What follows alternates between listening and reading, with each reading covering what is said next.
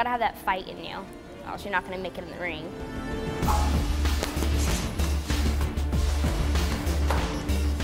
Boxing is not for the faint of heart. It requires an iron will and a bulldog determination. She was really a talented little boxer. I mean, she was tough. And when she got in that ring, she was just like a tiger. She was a good, solid boxer, trained hard, did well in the ring. I think she won most, if not all, of her bouts. In her very first fight at the age of 15, Chynna Nibbler stopped her opponent in the first round. And that's when her coaches realized she was something special. She probably could have been a national champion. I mean, girls that she has beat went on to score really high. I mean, she didn't beat them, she stopped them. But in December 2007, life dealt Chynna a vicious blow. She was having back pain, and that night she woke me up from my sleep, middle of the night, and she said, "Dad, this is like pain I've never had." So Brian Nibbler, a physician's assistant at Deaconess, took his oldest daughter into work for tests. Went in, he's working, and his buddy took care of me and brought back test results said, you know, you have bone cancer. So he told me right there, that minute, I had cancer. And so obviously, you know, my dad's working, he just found out his daughter's cancer. So it was a catastrophe, it was terrible. It was a nightmare. It's still hard to believe. We were really struck. I mean, it was hard on all of us. When they win, you win. When they lose, you lose. And something like this just completely devastated us. I mean, it just, you know, it was hard to take. Chynna didn't realize it right away, but the bell had just rung on the biggest fight of her life.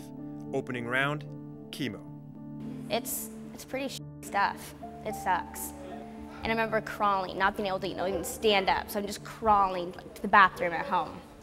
So that's when it kind of hit me, you know, what I have ahead of me. Most would have been down for the count.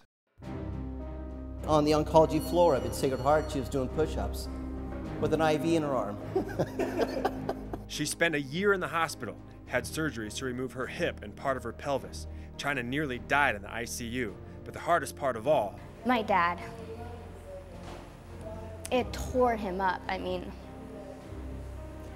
you're facing death, and you're fighting it on a day-to-day thing, and like we were talking about earlier, we're fighters, we're a fighting family. You know, we have that in us, that instinct to fight, and you can't, I mean, you can fight cancer, but you have no control, and that's hard.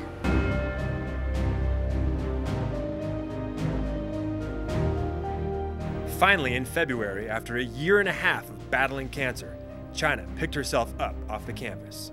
She had gloves on her hands before she had hair on her head, you know? So that said a lot. I'm amazed by the work she puts out in the gym every day she's in here. A lot of guys say amateurs are boxers, but I mean, she's a fighter.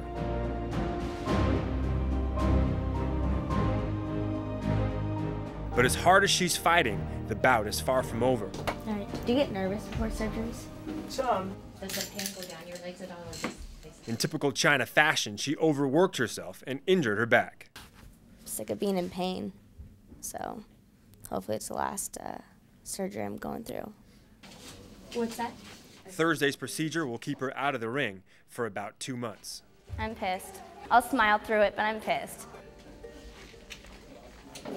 Chynna's determination to box may irritate her doctors, but Dad knows not to fight it. But it's her passion, and she's 20 years old now, and I can't stop her. And with her fighting spirit, cancer can't stop her either.